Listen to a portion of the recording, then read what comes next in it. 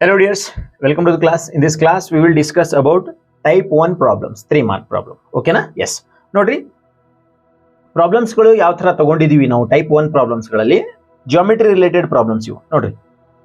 First problem ನೋಡ್ರಿ, let T be the set of all triangles in a plane, a relation R with T given by R is equal to T1 comma T2. T1 is congruent to T2. Show that the relation is equivalence relation. So ನಾವು ಇದನ್ನ ಇಕ್ವಿವೆಲೆನ್ಸ್ relation ಅಂತ ಹೇಳಿ prove ಮಾಡಬೇಕಾಗಿರ್ತಕ್ಕಂಥದ್ದು. ಆಮೇಲೆ second problem ನೋಡ್ರಿ, ಈ problem ಅನ್ನ 2023 March ಅಲ್ಲಿ ಕೇಳಿರ್ತಕ್ಕಂಥ, very important for your board exam perspective, right?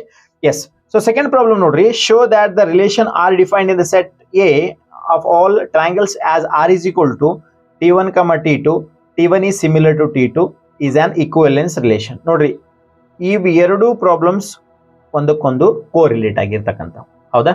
So ಇಲ್ಲಿ ಕಾಂಗ್ರುವೆಂಟ್ ಅಂತ ಹೇಳಿ ಕೊಟ್ಟಿದ್ದಾರೆ, ಇಲ್ಲಿ ಸಿಮಿಲರ್ ಅಂತ ಹೇಳಿ ಕೊಟ್ಟಿದ್ದಾರೆ. ಸೊ ನೀವು ಒಂದು ಪ್ರಾಬ್ಲಮ್ ಅನ್ನ ಅಂಡರ್ಸ್ಟ್ಯಾಂಡಿಂಗ್ ಮಾಡಿಕೊಂಡು ಪ್ಲಸ್ ಅದನ್ನ ಯಾವ ತರ ಬರಿತೀವಿ ಅಂತಕ್ಕಂಥ ನೀವೇನಾದ್ರೂ ಎರಡು ಸಂಗತಿಗಳನ್ನ ಅಂಡರ್ಸ್ಟ್ಯಾಂಡಿಂಗ್ ಮಾಡ್ಕೊಂಡಿದ್ರಪ್ಪ ಅಂತಂದ್ರೆ ನಿಮ್ಗ ಇನ್ನೊಂದು ಪ್ರಾಬ್ಲಮ್ ಈಸಿ ಆಗಿರ್ತಕ್ಕಂಥದ್ದು. ಸೊ ಎರಡು ಪ್ರಾಬ್ಲಮ್ಸ್ ಗಳನ್ನ ನಾವು ಮುಂದಿನ ಕ್ಲಾಸಸ್ ಗಳಲ್ಲಿ ಡಿಸ್ಕಷನ್ ಮಾಡ್ತೀವಿ, ರೈಟ್? ಸೊ ಈಗ ನೋಡ್ರಿ, let L be the set of all lines in XY plane, R be the relation in L defined as R is equal to L1 comma L2. L1 is parallel to L2. So L1 is parallel to L2. So ಇದೇ ರೀತಿಯಲ್ಲಿ next problem ನೋಡ್ರಿ, fourth problem. Set ಎಲ್ಲ same ಇದೆ, L1 is perpendicular to L2.